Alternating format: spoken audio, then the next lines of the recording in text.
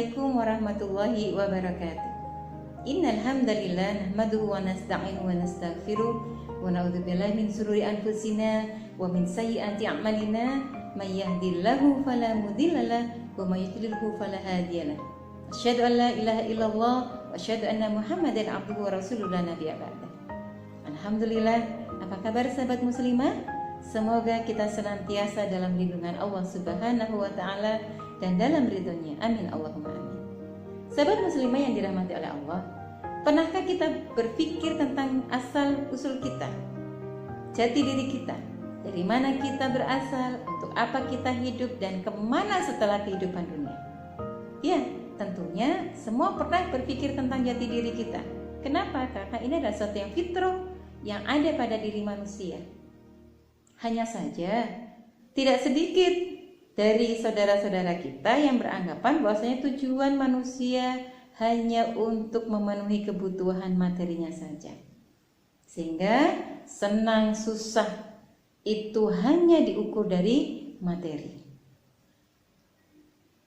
Sahabat muslimah yang dirahmati oleh Allah, sejatinya sebagai seorang mukmin, maka kita mengembalikan segala sesuatunya hanya kepada Allah.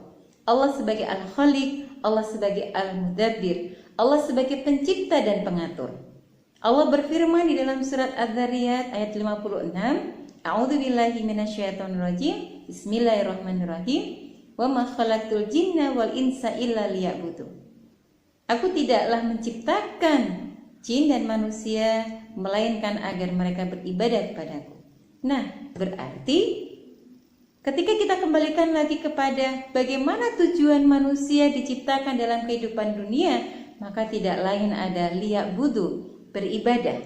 Dari sinilah kita memahami bahwasanya setiap amal manusia, dari bangun tidur sampai tidur kembali, tidak lain adalah hanya untuk beribadah kepada Allah. Berarti kita sudah pahami bahwasanya ibadah bukan hanya sekedar dimakna ritual saja.